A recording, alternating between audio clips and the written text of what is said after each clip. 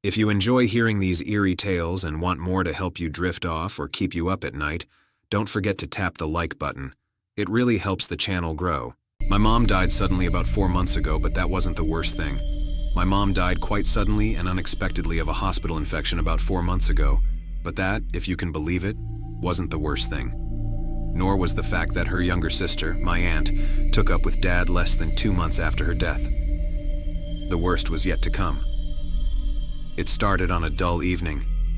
I just had supper with my aunt and Dad, barely tolerating her bright, friendly chatter about school. I went upstairs to my room as soon as I could to do my homework. I stared at my laptop screen, pretending to look at my assignment, but in reality I was swimming in grief and missing Mom. I couldn't concentrate on anything since she died. I minimized the assignment tab and looked at the photo I used as background. It was taken a few years ago, a happy family occasion, my mom and aunt sitting side by side, so like yet unlike. My dad next to Mom and I was leaning against him. All of us were smiling. Mom had both her arms stretched out around her sister and her husband.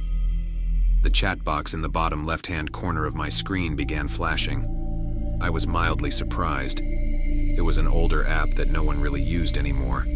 I had been meaning to delete it. And then, I froze. Mom's little image blinked in the chat box, and then the words popped up. "Hello, Thelma. It's me, Mom." Fear gripped my throat. I knew it must be some hacking thing or stupid error, but I was paralyzed. I turned round and glanced at my bedroom door. It was closed, although the sounds of TV from the living room still came wafting in. Aunt Claudia had the TV on whenever she was downstairs, even if she was not watching it. "Don't be scared, Thelma. It's really me. I found a way to talk to you, my darling precious child. I've been missing you so much." If this was a hacker's joke, it was the cruelest joke in the world. Against my will, tears began welling in my eyes, spilling out. "Oh, my darling, please don't cry. It's okay. And it's no use crying anyway. I need you to save that energy." My fingers still stiff from fear, I managed to type out a response. "Mom, what do you mean? Is that you, Areli?" I could sense her familiar frustration rushing back through the laptop. Same as when she felt I wasn't being smart or strong enough when she was alive. "Of course, Thelma, it's me. And I've come back to tell you something important." I had my own important news to share. "Did you know Aunt Claudia moved in last weekend?" "Yes, Thelma, I know. And this is what gave me the strength to come and tell you. Please be strong. I know you are a strong girl, and you can deal with this. I am sorry you have to, but you have to know. I have to tell you. She can't have everything. My life, man, house, child." A different kind of fear took over me. "Mom, what do you mean?" "Thelma, I'm sorry to put this on you like this. I don't know what else to do. You have to know. Aunt Claudia murdered me." The bottom of my world gave way as I dropped into a dark hole of dread and fear. I felt as if I had known this all along, all through the past 4 months, ever since that awful night when Aunt Claudia called from the hospital, where she worked, to talk to Dad. I just couldn't say it. "Thelma? Are you listening to me?" If I had any doubts that the laptop chat was really my mom, those words dispelled them. I heard them in the exact voice she always used to say those very words to me. "Yes, Mom. But how?"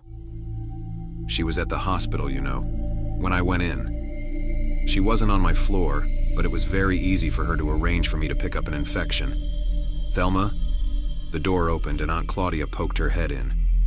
I gave a little scream and frantically minimized the chat box. Aunt Claudia stepped forward. "Oh, honey, you look like you've seen a ghost. Are you okay?" Wordlessly, I nodded. Aunt Claudia sighed.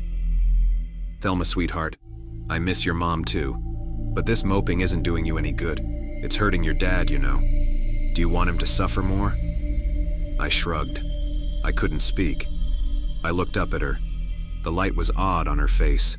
She looked more like Mom than ever before, but also not. "And these clothes, Thelma." She reached out and touched my black sleeve, and I flinched back as though she had hit me. She frowned, and for an instant I thought she was actually going to slap me. But then she smiled and said, "I know girls your age like to wear black all over, but what do you say me and you have a trip to the mall and pick you up some nice new gear? On me. Come on, sweetheart, it will be so much fun." I shook my head furiously. Tears of rage, grief, and fear splatter out. Aunt Claudia began again, "Oh, Thelma." But then she stopped and went quiet.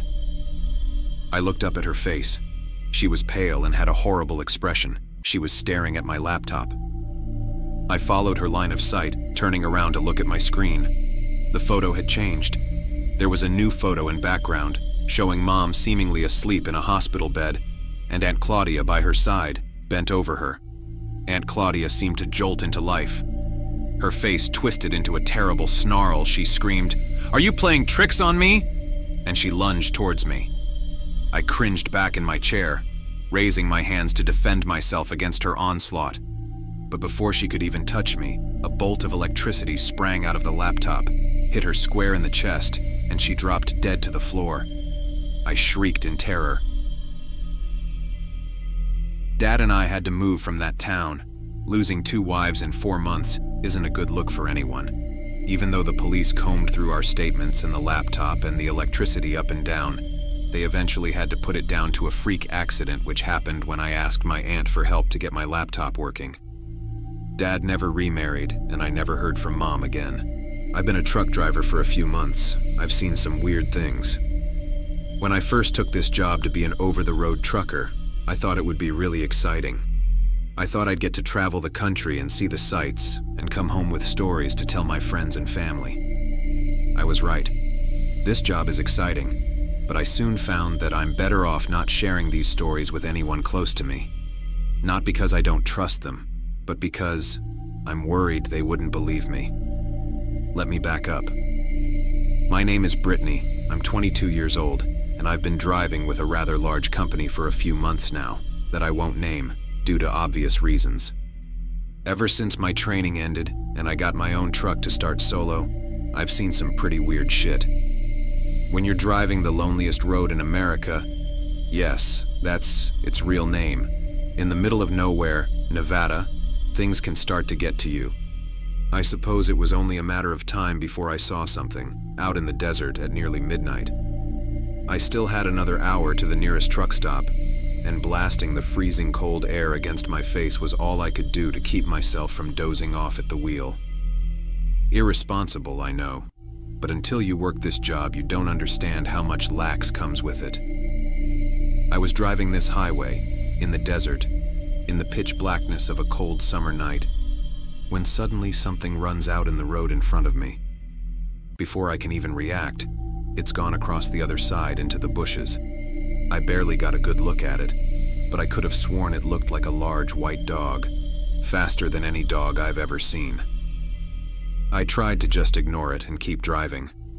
I see animals crossing the road at night all the time. It didn't seem like anything to get worked up about. Not even a minute later, I feel my truck lurch to the left and into the other lane. I quickly try to swerve and correct it, and easily step on the brake so I don't wreck. It can be easy to jackknife an 80,000-pound metal death machine. I slow it down and regain control. I look for the nearest pullover spot so I can see what the hell just hit my rig and see if there's any damage. Once I find a spot and turn off, hit my brakes and hop out, I walk around to the other side and see a large dent in the side of my trailer.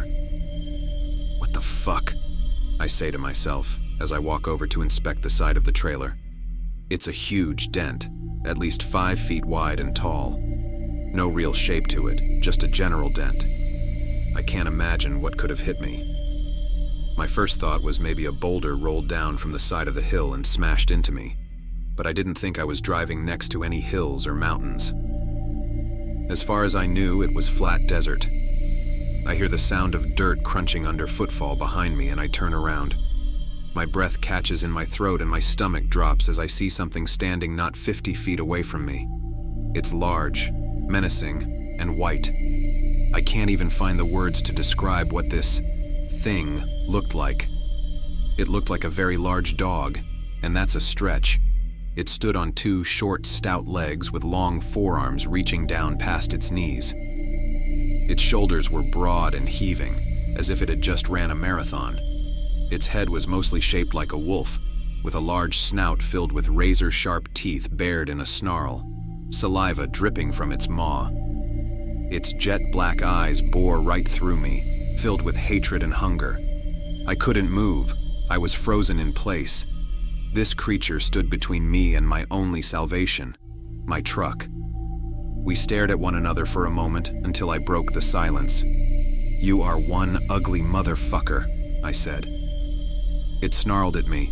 Then, very unexpectedly, it turned and walked away slowly, using all four of its limbs, receding into the bushes and into the night. I stood there for what felt like several minutes, wondering if it would jump out and feed on my flesh at any moment. It never came back. I ran around the front of my truck and jumped inside, locking the door quickly and flooring it as fast as you can floor an 18-wheeler, which is not at all. Soon I was back on the highway and barreling down it as if my life depended on it. For a while it felt like it did. Within a half hour I found myself at the truck stop and shut down for the night. Sleep was difficult that night. I was certain every noise I heard was that damn creature returning. Luckily, the night went on without another incident. I have more stories to tell, but this is getting long, so I think I'll stop here. Remember, guys, be careful out there on the road. You never know what else is out there with you.